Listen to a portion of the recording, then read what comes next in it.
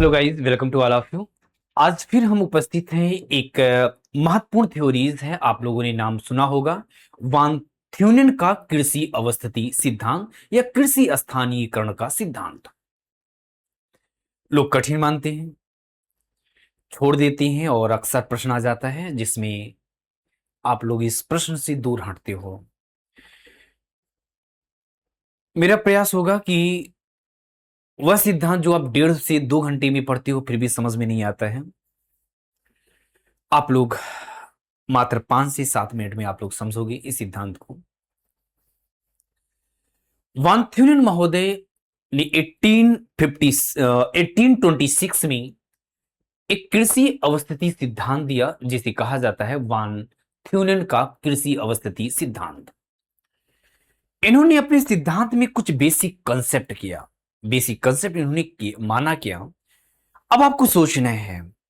इन्होंने एक ऐसी विलग प्रदेश की कल्पना करते हैं, एक विलग प्रदेश की कल्पना करते हैं जिसके केंद्र में नगर है और चारों ओर एक विस्तृत कृषि भूमि है। दूसरा पॉइंट, इन्होंने जिस विलग प्रदेश की कल्पना करती हैं, कहते हैं एक समान जलवायु है, एक समान मृदा है, एक समान वहां की मिट्टी है। तीसरा ये कहते हैं कि इन्होंने अपने इस बेसिक कंसेप्ट में कहा कि बाजार से दूरी अरिय दूरी है। देन कहते हैं transportation cost is equal to WND, मतलब वेट एंड डिस्टेंस। परिवहन लागत भार और दूरी पर निर्भर करता है। देन ये कहते हैं कि जो मार्केट में जो डिमांड एंड प्राइस है वो फिक्स है, और इसी को आधार मानते हुए इन्होंने वास्तव में जो ये सिद्धांत देते हैं, इनका ये सिद्धांत आर्थिक लगान पर आधारित है, इकोनॉमिक रेंट पर आधारित है, जिसे बाद में स्थानीयकरण लगान कह दिया जाता है। Economic rent is equal to YM-C minus YTD, जहां Y is equal to yield, M मतलब मार्केट प्राइस, YM-C कॉस्ट की कितनी कॉस्ट आ रहा है, माइनस YTD, T का मतलब ट्रांसपोर्टेशन को, D मींस डिस्टेंस। और इस प्रकार इन्होंने इकोनॉमिक रेंट को बताया कि आखिर में आर्थिक लगान कितना आएगा।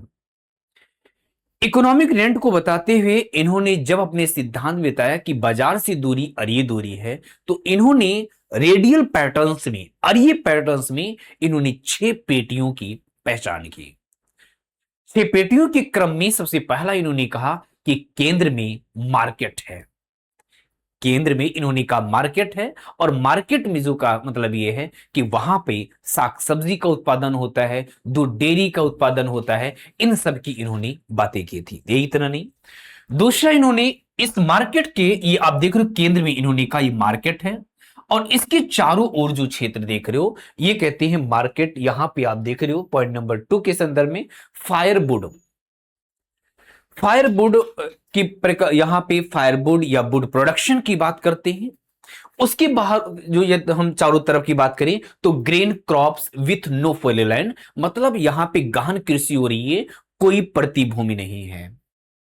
देन उसके बाद कहते हैं कि ग्रेन क्रॉप्स विथ 14% फेलोलैंड, मतलब यह है कि 14% प्रतिभूमि के साथ यहां पे गहन कृषि हो रही है। देन उसके बाद कहते हैं कि 3 फील्ड सिस्टम की बात करते हैं कि 3 फील्ड सिस्टम का मतलब यह है कि 1/3 पार्ट पे हम बात करते हैं तो अन्न कृषि कर रहे हैं, 1/3 पार्ट पे हम चारागाह कर रहे हैं, और 1/3 पार्ट पे हम फेलोलैंड की बात करते हैं। देन उसके बाद हम बात करते हैं तो यहां पे लाइव स्टॉक रेंचिंग, पशुचारण की बात होती है। और इस प्रकार इन्होंने देखा जाए कि इसको 6 पार्ट में, देन फर्स्ट, सेकेंड, थर्ड, 4, 5 और 6, 6 पेटियों की पहचान करते हैं। और इस प्रकार जब 6 पेटियों की पहचान कर लेती है, और यही आपके एग्जाम में प्रश्न पूछा जाता है कि 6 पेटियां कौन थी, उनके नाम क्या है, तो 6 का नाम आप सबको आना चाहिए। तो मुझे लगता है बहुत आसान है।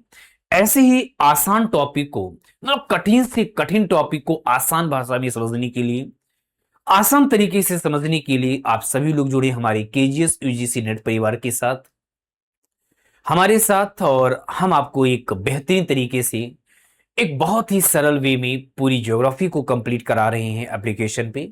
तो मिलते हैं हम लोग अपने सेशन में। Thank you so much.